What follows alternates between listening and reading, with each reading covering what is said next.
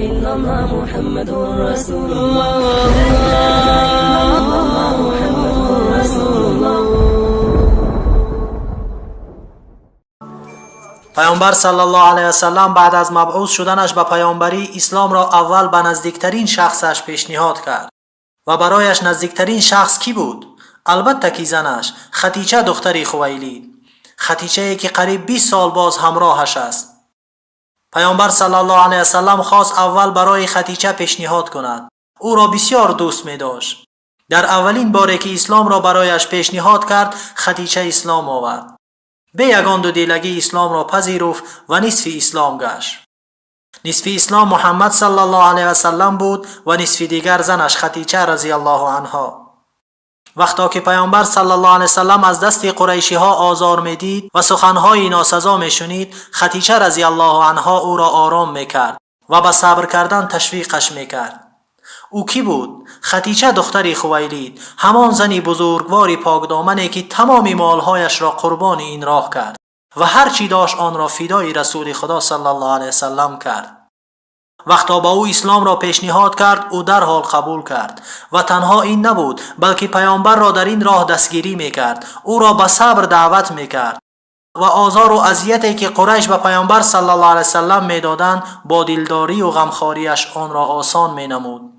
پیامبر صلی الله علیه وسلم از زنی مثل خدیجه چقدر خوشحال بود. حتی از محبت زیادش نسبت به خدیجه که تا آخری عمرش در پهلوی پیامبر صلی الله علیه وسلم بود، تا آخری عمرش او را فراموش نکرده بود.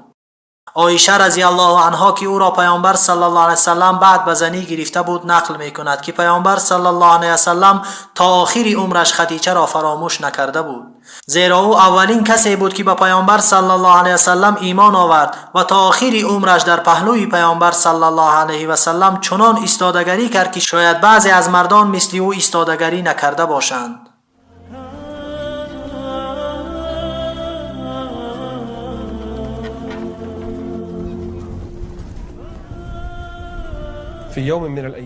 در یکی از روزها پیامبر صلی الله علیه وسلم در خانه خدیجه رضی الله عنها نشسته بود. ناگهان جبرئیل علیه السلام به نزدش آمد. گفت: ای محمد صلی الله علیه وسلم، الان به نزد تو خدیجه رضی الله عنها می درآید. تو سلام پروردگارت را بر او برسان. خداوند ذوالجلال به کی سلام می فرستد؟ به خدیجه رضی الله عنها. او اولین کسی است که اسلام را قبول کرده است. و گفت: او را بشارت بده به خانه‌ای در جنت. چی خانه‌ای بود؟ خانه‌ای که با لؤلؤ و مرجان پوشیده شده است. وقتی که خدیجه رضی الله عنها داخل شد و پیامبر صلی الله علیه و سلم او را به این چیز بشارت داد و گفت: خداوند ذوالجلال به تو سلام می‌فرستد و تو را به خانه‌ای در جنت مژده می‌دهد. بینید که خدیجه رضی الله عنها چگونه جواب داد. گفت: خداوند خود سلام است، نگفت که سلام بر او، و سلام از جانب اوست. و سپس گفت: بر جبرئیل نیز سلام. پیامبر صلی الله علیه وسلم او را به خانه در جنت بشارت داد. آره، او لایق این خانه است. پیامبر صلی الله علیه وسلم با او در یک آرامش و امن و در آغوش پرمهری او زندگی میکرد. از جانب او هیچ آزار و اذیتی نمیدید. از این سبب است که او را به خانه در جنت بشارت دادند. باز کی در آن خانه همراه پیامبر صلی الله علیه وسلم زندگی میکرد؟ پسرکی خردسالی که 10 سال عمر داشت.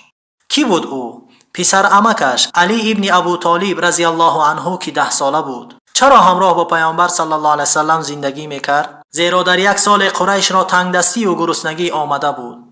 پیش از بعثت پیامبر صلی الله علیه وسلم به نزد عمکش عباس رضی الله عنه رفت. گفت: ای عمکمان ابو طالب را فرزندان زیادی هست. هر یکی ما یک فرزند او را به سرپرستی خود بگیریم خوب می شود. جعفر را عباس رضی الله عنه به عهده گرفت و پیامبر صلی الله علیه وسلم سرپرستی علی را به عهده گرفت. او را در سن خردسالیش گرفته بود و علی رضی الله عنه در تربیت پیامبر صلی الله علیه وسلم بود. وقتی پیامبر صلی الله علیه وسلم مبعوث شد، علی رضی الله عنه به شک و تردید اسلام را قبول کرد و او اولین کودکی است که به اسلام در آمده است. او از پیامبر صلی الله علیه وسلم اسلام را می آموخت. اسلام را اول خدیجه رضی الله عنها و بعد علی رضی الله عنه قبول کردند. چه خوب عائله ای بود. همگی می‌دانیم که تمام فرزندان محمد صلی الله علیه وسلم از خدیجه رضی الله عنها بودند، مگر ابراهیم که او از ماریه قبطیه بود و دیگر همه فرزندانش از خدیجه رضی الله عنها بودند. چگونه پیامبر صلی الله علیه وسلم او را دوست ندارد که تمام فرزندانش از او بود و او حیاتش را، مالش را قربان راه اسلام کرد. اکنون در اسلام تنها 3 نفر است: محمد صلی الله علیه وسلم و زنش خدیجه رضی الله عنها و پسر عمکش علی ابن ابو طالب که آن وقتها 10 سال عمر داشت. تنها هر 3 آنها هستند که پیروی از اسلام میکنند. اسلام اکنون 3 قسم است: 3 یکی آن پیامبر صلی الله علیه وسلم و 3 یکی دیگر خدیجه رضی الله عنها و 3 یکی دیگر علی ابن ابی طالب رضی الله عنه.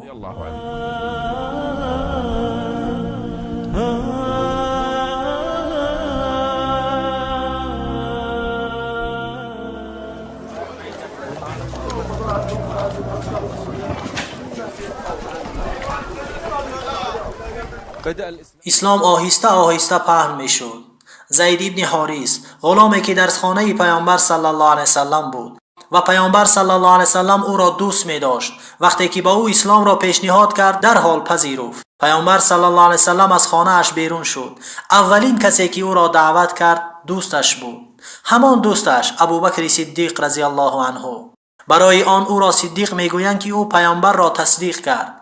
پیامبر صلی الله علیه وسلم میگوید هر کی را برایش اسلام را پیشنهاد میکردم دو دیله میشد مگر ابوبکر رضی الله عنه.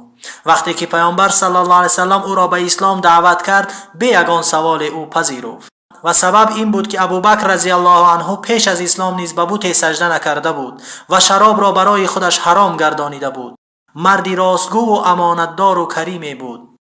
همه کافران قریش او را همچون مردی امانتدار و راستگو می شناختند. هیچگاه به کارهای فحشا نزدیک نمی شد. هیچگاه کاری منکر و فحشا انجام نمی داد، بلکه همیشه دنبال پیامبر صلی الله علیه وسلم بود و سالها پیش با پیامبر صلی الله علیه وسلم دوست بود. وقتی که با او اسلام را پیشنهاد کرد، زود به آن گروید و بهترین شخص در اسلام گشت. ابوبکر رضی الله عنه وقتی که اسلام را پذیرفت، زود رفت تا نزدیکان خود را نیز به اسلام دعوت کند. او به نزد عثمان ابن عفان رفت، او را دعوت کرد. به نزد زبیر ابن عوام رفت، حواری پیامبر صلی الله علیه وسلم، او را دعوت کرد. به نزد عبدالرحمن ابن عوف رفت، او را نیز دعوت کرد. طلحه ابن عبیدالله را نیز دعوت کرد. سعد ابن ابی وقاص را نیز دعوت کرد. این 5 نفر همگی از بشارت داده شدگانی بر جنتند. آنها از جمله 10 نفری هستند که به آنها بشارت جنت داده شده است. کی آنها را به اسلام دعوت کرد؟ ابوبکر صدیق رضی الله عنه.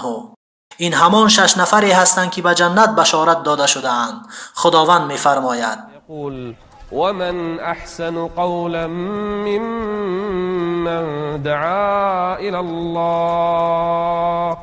از جمله آنها ابوبکر صدیق رضی الله عنه است. وقتی که اسلام را قبول کرد، 5 نفری دیگر را با خودش آورد. همه اش از جمله بشارت داده شدگانی به جنتند. چی مردی نکویی است او! از او تنها سخنهای خوب می براید و مردم او را گوش می دهند. همین طور اسلام آهسته آهسته در مکه پهن می شد و خداوند درباره آنها چنین فرموده: و پیشروانی نخستین از مهاجرین، آنها را فضل بزرگ است و آنها کسانی اند که خداوند از آنها راضی است. همین طور اسلام در مکه به طور پنهانی در میان نزدیکان و دوستان پیامبر صلی الله علیه وسلم آهسته آهسته پهن می شد و اهل مکه این را حس نمی کردند.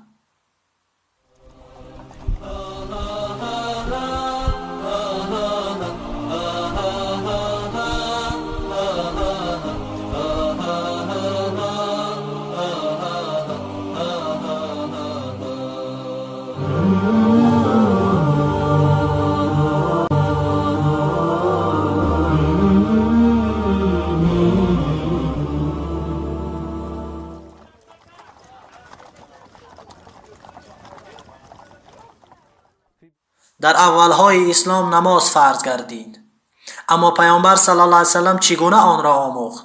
پیامبر صلی الله علیه وسلم همراه با سردار ملائک جبرائیل علیه السلام به بالاترین مکان در مکه برآمدند. وقتی که تنها بودند، جبرائیل علیه السلام با بالش به زمین زد، آب برآمد. جبرائیل علیه السلام طهارت میکرد و پیامبر صلی الله علیه وسلم به او نگاه میکرد تا چگونه طهارت کردن را بیاموزد. وقتا جبرئیل علیه السلام طهارت را تمام کرد، پیامبر صلی الله علیه وسلم طهارت کرد مثل او. این اولین بار بود. وقتا که طهارت کردند، جبرئیل علیه السلام شروع کرد به خواندن نماز و پیامبر صلی الله علیه وسلم همان طرزی که جبرئیل علیه السلام نماز میخواند نمازش را خواند. وقتا که پیامبر صلی الله علیه وسلم طهارت و نماز را از جبرئیل علیه السلام آموخت، به خانه اش نزد خدیجه رضی الله عنها برگشت و در نزد او نشست و برایش طهارت و نماز را آموخت. او اولین کسی بود که طهارت کردن و خواندن نماز را از پیامبر صلی الله علیه وسلم آموخت. لیکن آن نمازی که می‌خواندند مثل این نمازی که ما الان می‌خوانیم نبود. همه نماز را 2 رکعتی می‌خواندند. نه نمازی 3 رکعتی وجود داشت و نه نمازی 4 رکعتی، بلکه همه نمازها 2 رکعتی بودند و بعدها در نمازهای حضوری اضافه شد. لیکن برای مسافران همان طرز پیش باقی ماند، یعنی برای مقیم 4 رکعت نماز یا 3 رکعت نماز و برای مسافر همان نمازی 2 رکعتی باقی ماند. هنگامی که پیامبر صلی الله علیه وسلم طهارت و نماز را آموخت و برای پیروانش آموزانید، زمان آموختن وقتهای نماز رسید. کی این نماز را بخوانیم و کی نماز دیگر را. برای این کار باز با جبرئیل علیه السلام برآمد. پیامبر صلی الله علیه وسلم همراه با او نماز پیشین را وقتا خواندند که آفتاب از زوال رفتن شروع کرد. در این وقت نماز پیشین را خواندند. اما وقتا که سایه هر چیزی که یک برابری خودش شد، در این وقت نماز عصر را خواندند. وقتا که آفتاب فرو رفت، نماز شام را خواندند.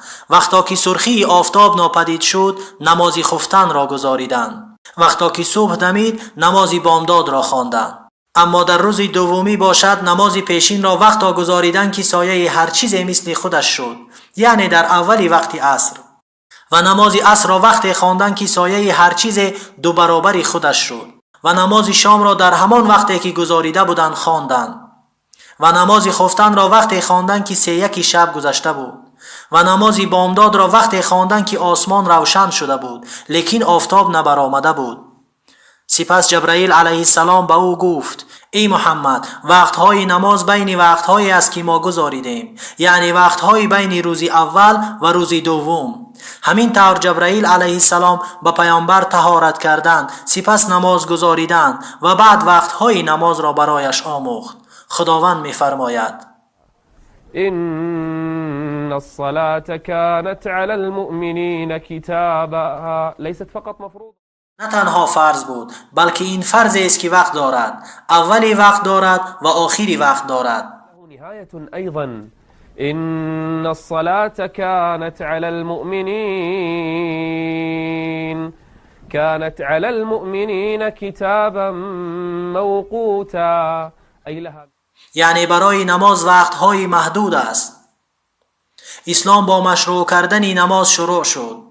یعنی صحابگان اول طرز طهارت کردن را آموختند، سپس طرز خواندن نماز و سپس وقتهای نماز را آموختند و پیامبر صلی الله علیه وسلم آنها را تشویق داده می گفت: همان طوری که دیدید من نماز گذاریدم، شما هم همان طور نماز بگذارید.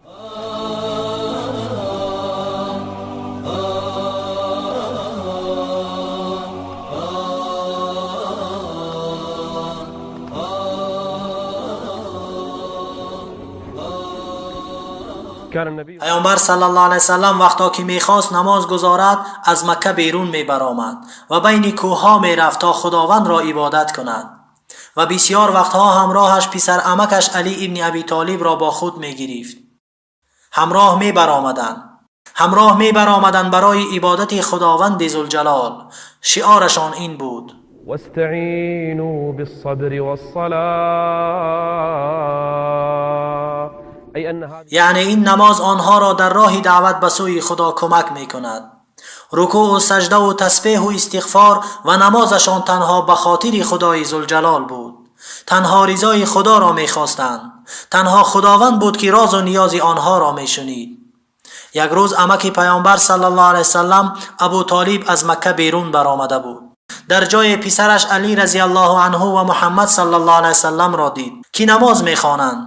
از پیامبر صلی الله علیه وسلم پرسید: ای پسر برادری من، این چی کاری است که تو میکنی؟ این چی دینی است که تو از آن پیروی میکنی؟ گفت ای عمک، این دینی است که خداوند آن را به پیامبران و رسولان پیشین فرستاده بود و من تو را به سوی این دین میخوانم. گفت ای پسر برادرم، تو میدانی که من هیچگاه نمیخواهم دینم را، دین پدران و بابایانم را ترک کنم، ولکن تو در این دینت بمان. به خدا سوگند که هیچگاه تو را بد نمیبینم. سپس به پسرش گفت ای پسر جان، تو چی کار میکنی؟ گفت من به دین محمد هستم ای پدر. به او ایمان آوردم و او را تصدیق کردم و من همراهش نماز میخوانم. سپس ابو طالب به پسرش گفت تو در این دین باش، به خدا سوگند که او برای تو جز نیکی چیزی نمیخواهد. همین طور پیامبر صلی الله علیه و سلم همراه علی ابن ابی طالب 3 سال در میان کوه و پشته ها پنهانی نماز میخواندند که غیر از خدا این را کسی نمیدانست. الله عز وجل.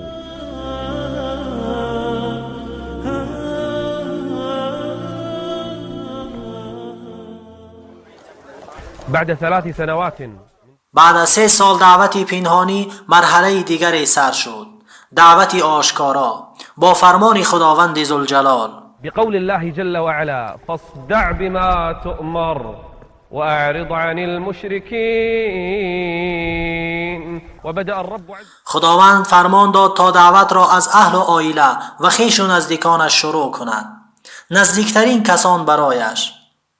او تمام خویش و نزدیکانش را از بنی هاشم، بنی عبدمناف که همگی 15 برادر و خواهر بودند، همه را دعوت کرد و نزدشان نشست.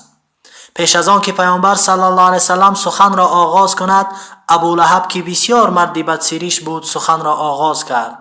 گفت ای محمد، این عمکها و پسر عمکهایت را به حال خودشان گذار. از دست این قوم تو چی می آید وقتا که تمام عرب با تو روبرو می شوند؟ چی کار می کنند؟ سپس با او گفت ای محمد، هیچ کس را ندیدم که برای خویشاوندانش بدترین چیز را که تو آورده باشد. در حق پیامبر سخنهای ناسزا می گفت و پیامبر صلی الله علیه و سلم باشد خاموش بود. وقتا که ابولهب سخنش را تمام کرد، پیامبر صلی الله علیه و سلم هیچ سخنی نگفت و از جا خیست و مجلس را ترک کرد. سپس آنها را دوم باره جمع کرد. این بار پیش از این که کسی سخن بگوید خودش سخن را آغاز کرد. خداوند را ثنا و سپاس گفت و کلمه شهادت را به زبان آورد و سپس به قومش گفت، به خویش و تبارش، به نزدیکانش، به عمکها و عمه‌ها و فرزندان آنها گفت قسم به آن خدایی که غیر از او خدایی نیست، من فرستاده خدا هستم خاص به سوی شما و برای تمام مردم. چنانه که خواب می روید همان طور حتما می میرید و سپس چگونه ای که از خواب می خیزید همان طور باز زنده گردانیده می شوید. به درستی که جنت ابدی است و دوزخ ابدی است. اینجا بود که عمکش ابو طالب سخن گفت. به خدا سوگند هیچ کسی نیست که این گفته های تو را چون من دوست داشته باشد. بکن هر کاری را که فرموده شده ای، دعوتت را دوام بده. به خدا سوگند تا آن دم که هستم از تو محافظت می کنم. و اگر نفس من مرا برای جدا شدن از دین پدرم عبدالمطلب سرزنش نمی کرد، هر آینه از تو پیروی می کردم. یعنی من در دین عبدالمطلبم، لیکن تو را از مردم محافظت می کنم و آنها را از آزار و اذیتی تو باز می دارم. اینجا چهره ابولهب دیگرگون شد و سخن را آغاز کرد. گفت به خدا سوگند که این هلاکت بیش نیست. به خدا سوگند این هلاکت بیش نیست. او را باز دارید پیش از آن که کسی غیر از شما او را باز دارد. ابو طالب با او در جواب گفت به خدا سوگند او را تا آن وقتی هستیم همیشه محافظت میکنیم. اینجا ابو طالب با ابولهب را سخنهایش بالا رفت. با همین مجلسی آنها پراکنده شد و پیامبر صلی الله علیه و سلم دانست که عمکش ابو طالب از او پشتیبانی میکند و دعوتش را آشکار به سوی خدا شروع کرد.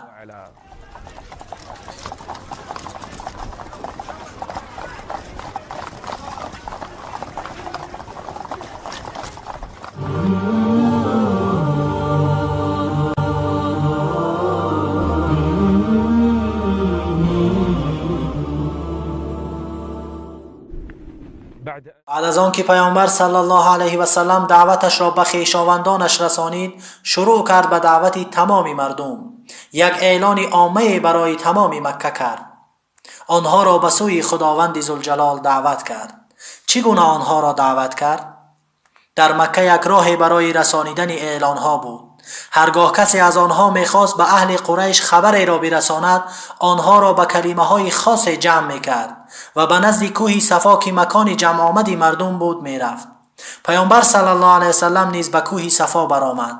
سپس سوی قریش ندا کرد: وا صباها، وا صباها. این کلمه بود که مردم را با این کلمه جمع می‌کردند: ای جماعه قریش، ای جماعه قریش. مردم نگاه می‌کردند: کی باشد ما را ندا می‌کند؟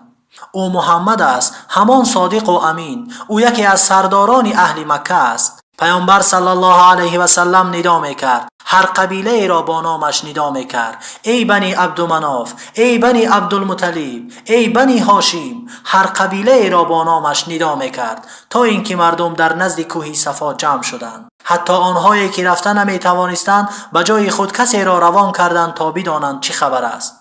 وقتی که مردم همگی در نزد کوه صفا جمع شدند، پیامبر صلی الله علیه و سلم گفت: اگر به شما بگویم که یک لشکری از پشت این کوه برای قتل و غارت شما آمده است، آیا این سخن مرا باور میکنید؟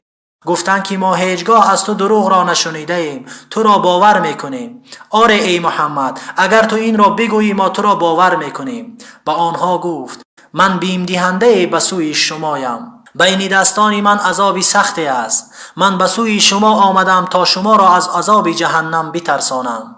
ای جماعه قریش، ای جماعه قریش، خود را از آتش جهنم نجات دهید. من نزد خداوند به شما هیچ کمکی کرده نمیتوانم.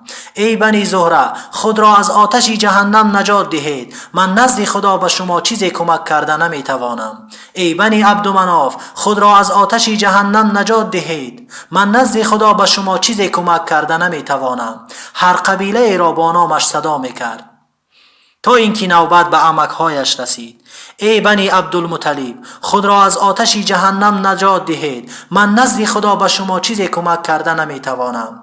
و هر عمکش را با نامش خطاب میکرد: ای عباس ابن عبدالمطلب، خود را از آتش جهنم نجات ده. من نزد خدا به تو هیچ کمکی کرده نمیتوانم. و در آخر به سوی دخترش فاطمه رضی الله عنها که دخترک خردسال بود، نزدیکترین شخص بود برایش، گوشت پاره از بدنش بود، با او گفت: ای فاطمه، ای فاطمه، خود را از آتش جهنم نجات ده. من نزد خدا به تو چیزی کمک کرده نمیتوانم. من نزد خدا به تو چیزی کمک کرده نمیتوانم. روز قیامت روزی است که کسی به کسی کمک کرده نمیتواند. روزی است که هر انسانی از برادری خیش فرار میکند، از پدر و مادرش، از دوستش، حتی از فرزندش فرار میکند. ای فاطمه، خود را از آتش جهنم نجات ده. من نزد خدا به تو چیزی کمک کرده نمیتوانم. اهل مکه همگی خاموش بودند. کی این خاموشی را شکست؟ عمکش ابولهب. با او گفت: از این به بعد دستش خشک باد. آیا برای همین ما را جمع کردی؟ و خداوند این آیه ها را فرستاد: تبت یدا ابی لهب و تب ما اغنى عنه ماله وما كسب سيصلى نارا ذات لهب. ای جزاء، یعنی با این سخن گفته‌اش به زودی در آتش شعله‌ور انداخته می شود. این بود اعلان برای تمام مردم و از این به بعد پیامبر صلی الله علیه و سلم نماز و دعوتش را آشکار کرد و از چیزی نمی ترسید و شعارش این بود: این راهی من است، من و پیروان من با حجت‌های آشکار شما را به سوی خداوند می خوانیم و خدا پاک است و من از مشرکان نیستم. سبحان الله وما انا من المشركين.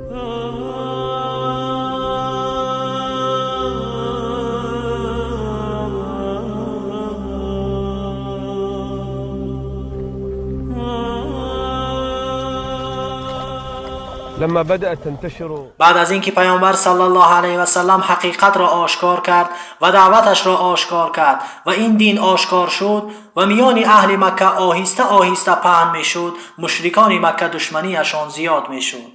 لیکن آنها کاری کرده نمی توانستند و سببش هم عمک پیامبر صلی الله علیه و سلم ابو طالب بود که بین او و دشمنانش چون دیوار ایستاده بود و آنها هرگز نمی توانستند تا ضرری به پیامبر صلی الله علیه و سلم برسانند. ابو طالب یک قصری بود که او را محافظت میکرد. ابو طالب با وجود که اسلام را نپذیرفته بود نمیگذاشت که کسی به پسر برادرش ضرری رساند. اینجا مشرکان قریش نقشه کشیدند و گروهی را به نزد ابو طالب فرستادند. به ابو طالب گفتند: ای ابو طالب، این پسر برادرت خدایان ما را دشنام می دهد و دین ما را خطا می شمارد و پدران ما را گمراه می داند و اگر تو پیش راه او را نگیری یا او را به ما تسلیم نکنی ما را دشمن خودت بدان.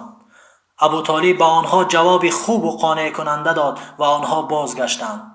سپس بار دوم به نزدش آمدند و گفتند: ای ابو طالب، ما نزدت آمده بودیم و گفتیم تا پسر برادرت را از این کارش باز داری، اما نکردی و تو خود میدانی که او با ما چی کار میکند، دین ما را تحقیر میکند، خدایان ما را تحقیر میکند. ای ابو طالب، یا تو او را باز میداری یا اینکه ما تا دم مرگ با تو میجنگیم. اینجا سخن آنها به ابو طالب تأثیر کرد و پیامبر صلی الله علیه و سلم را نزد خود خواند.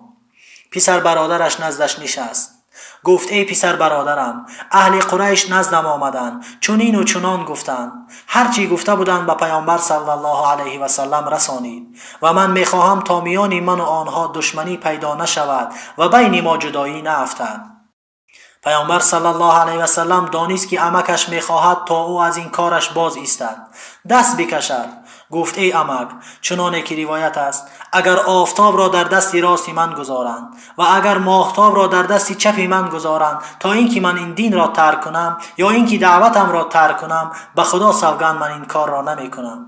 اگر آفتاب و ماهتاب را به من دهند، تمام ستارگان را به من دهند تا من از این دین دست بکشم، به خدا سوگند من آن را ترک نخواهم کرد. سپس پیامبر صلی الله علیه و سلم گریان شد و روی گردانیده رفت. ابو طالب او را دوم باره صدا کرد. با او گفت: ای پسر برادرم، اینجا بیا. پیامبر صلی الله علیه و سلم نزدش آمد. گفت: هر کاری که میخواهی بکن و هر چیزی را که میخواهی بگو. به خدا سوگند که کسی به تو دست رسانیده نمیتواند. به خدا سوگند که کسی به تو دست رسانیده نمیتواند. اینجا پیامبر صلی الله علیه و سلم شاد شد و رفت تا دین خدا را به دیگران برساند. خداوند برای او کسی را فرستاد که او را حمایت میکرد، از دین و دعوتش محافظت میکرد. کسی بود که بین او و دشمنانش چون دیوار ایستاده بود. همین طور پیامبر صلی الله علیه و سلم دینش را تبلیغ میکرد و از کسی هم ترس و هراس نداشت. ابو طالب که ایمان نآورده بود اما همچون قصری برای پیامبر صلی الله علیه و سلم بود. كالنور في جنح الظلام جاء الحبيب إلى الأنام هديا يضيء